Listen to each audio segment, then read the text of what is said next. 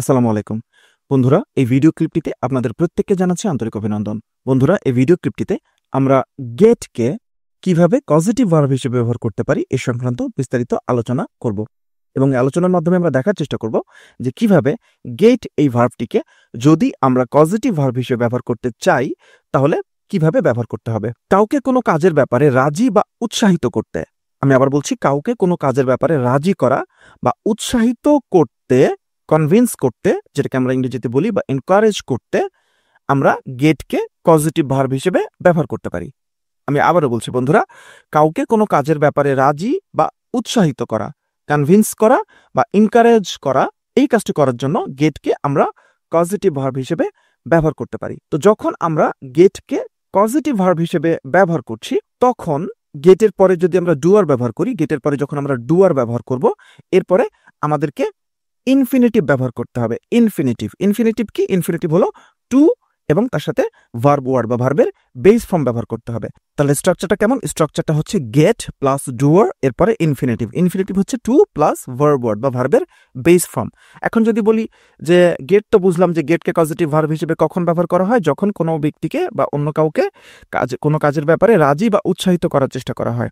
আর positive verb কি? ছোট করে বলি, পজিটিভ ভার্ব হচ্ছে, আমরা প্রত্যেকটা ভিডিও ক্লিপেই বলছি, পজিটিভ ভার্ব রিলেটেড প্রত্যেকটা ভিডিও ক্লিপেই বলছি যে পজিটিভ ভার্ব সেটা যখন কোনো ব্যক্তি কোনো কাজ নিজে না করে অন্য কাউকে দিয়ে কোনো কিছু করাচ্ছে, বা অন্য কাউকে কোনো কাজের ব্যাপারে রাজি করানো, উৎসাহিত করা, বাধ্য করা, জোর করা, এই অবস্থায় আমরা মূলত পজিটিভ ভার্বগুলোকে ব্যবহার করি। তাহলে গেট তাদের মধ্যে একটি, যে গেটকে ব্যবহার করে বা গেটকে আমরা পজিটিভ ভার্ব হিসেবে ব্যবহার করতে পারি। তো গেটকে যখন আমরা পজিটিভ ভার্ব হিসেবে ব্যবহার করছি, এরপরে যদি আমরা ডুয়ার ব্যবহার করি, ডুয়ার মানে কি? যে কোনো কিছু করে বা যাকে দিয়ে কোনো কিছু করানো হয়, কর্তা। ডুয়ার মানে, ডুয়ারের সাধারণ বাংলা হলো কর্তা, যে কোনো কিছু করে বা যাকে দিয়ে কোনো কিছু করানো হচ্ছে। তাহলে ডুয়ার ব্যবহার করব, গেটের পরে ডুয়ার ব্যবহার করতে যদি হয়, এবং তারপরে আমরা ইনফিনিটিভ ব্যবহার করব। ইনফিনিটিভ হলো টু প্লাস ভার্ব ওয়ার্ড। আমরা উদাহরণ দেখলেই বিষয়টা খুব সহজভাবে বুঝতে পারবো বন্ধুরা।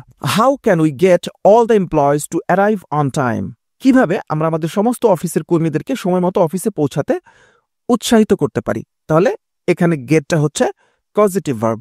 কোনো কাজের ব্যাপারে কাউকে রাজি করানো বা উৎসাহিত করতে গেটকে আমরা পজিটিভ ভার্ব হিসেবে ব্যবহার করি। অল দ্য এমপ্লয়িজ এখানে হচ্ছে ডুয়ার। ডুয়ার মানে কি? যারা সে কাজটা করবে। অল দ্য এমপ্লয়িজ এখানে ডুয়ার, কাউকে কোনো কিছু করানো বা যে করে তাকে আমরা বলি ডুয়ার। অল দ্য এমপ্লয়িজ এখানে ডুয়ার। তাহলে সমস্ত এমপ্লয়িরা কি করবে বলা হচ্ছে? সময় মতো অফিসে আসার ব্যাপারটা বলা হচ্ছে। তাহলে অফিসে আসবে, পৌঁছানো, টু অ্যারাইভ, এখানে ইনফিনিটিভ ব্যবহার করতে হবে। টু অ্যারাইভ ইনফিনিটিভ ব্যবহার করতে হবে।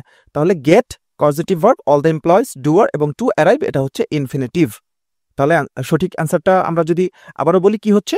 How can we get all the employees to arrive on time?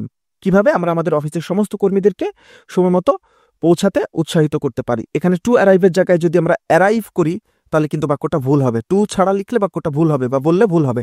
আবার যদি আমরা অ্যারাইভিং করি, আইএনজি করি, তাও ভুল হবে।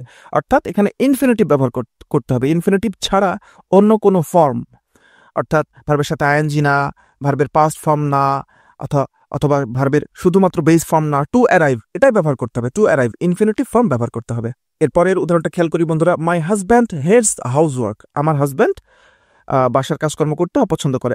I can never get him to wash the dishes. বলা হচ্ছে আমি তাকে কখনোই থালা বাসন ধোয়ানোর ব্যাপারে রাজি করাতে পারি না। মজার একটা উদাহরণ। আসলে এই উদাহরণগুলো যখন আমি তৈরি করছিলাম তখন আমি সম্ভবত কোনো একটা ক্লিপ দেখেছিলাম ইউটিউবে। তো সেখানে আমি দেখছিলাম যে একটা নাটক দেখছিলাম, সেখানে দেখা যাচ্ছিল যে বাসার হাজব্যান্ড হচ্ছে, উনি বেকার, উনি জব টব কিছু করেন না, উনি বাসায়ই থাকেন। তো ভদ্রমহিলা যিনি হাউস ওয়াইফ, উনি জব করেন। তো উনি অফিসে যাওয়ার সময় ওনার হাজব্যান্ডকে ঘুম থেকে ডেকে তুলে বলে যে হ্যাঁ, রান্নাঘরে এই সমস্ত নোংরা থালা বাসন আছে, এগুলো তুমি ধুয়ে রাখবে, এমনটা। তো সেই জায়গা থেকেই এই কনসেপ্টটা মাথায় আসে আর কি।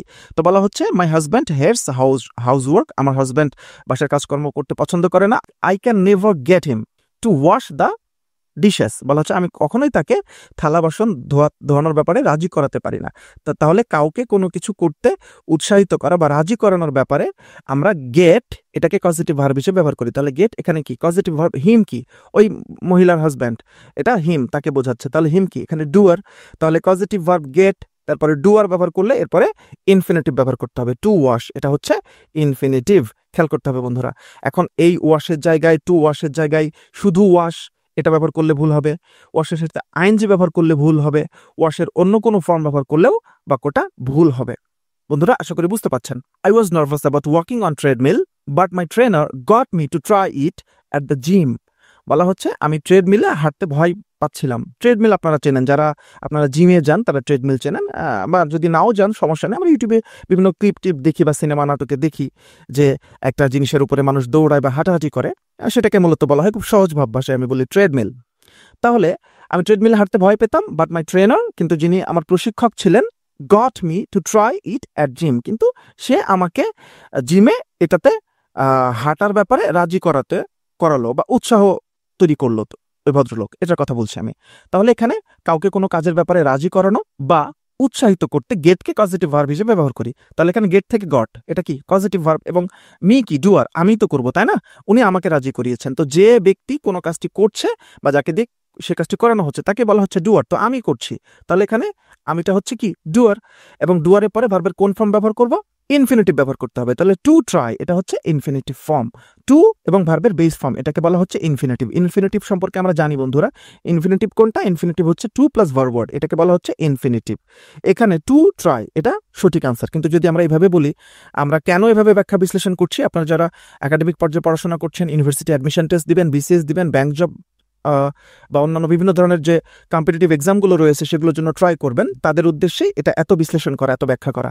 এখানে যদি টু ট্রাইয়ের পরিবর্তে আমরা ট্রাই করতাম তাহলে ভুল হতো, যদি ট্রাইং করতাম তাও ভুল হতো, যদি ট্রাইয়ের পাস্ট ফর্ম বা অন্য কোনো ফর্ম ব্যবহার করতাম, ট্রাইড করতাম, তাও ভুল হতো। এখানে টু ট্রাই হবে, ইনফিনিটিভ ফর্ম ব্যবহার করতে হবে। তাহলে বন্ধুরা আমরা যে বিষয়টা এখানে বোঝার চেষ্টা করলাম সেটা হলো কাউকে কোনো কাজের ব্যাপারে রাজি বা উৎসাহিত করতে, কনভিন্স করতে বা এনকারেজ করতে আমরা গেটকে পজিটিভ ভার্ব হিসেবে ব্যবহার করি, এবং গেটকে যখন আমরা পজিটিভ ভার্ব হিসেবে ব্যবহার করছি এরপরে আমরা ডুয়ার নিচ্ছি, ডুয়ার মানে যে করে বা যাকে দিয়ে কোনো কিছু করানো হয়, কর্তা। এরপরে আমরা ইনফিনিটিভ ব্যবহার করব। ইনফিনিটিভ মানে কি টু এবং ভার্ব ওয়ার্ড, এটাকে বলা হচ্ছে ইনফিনিটিভ। বন্ধুরা আশা করি এই ভিডিও ক্লিপ থেকে উপকৃত হবেন। অসংখ্য ধন্যবাদ।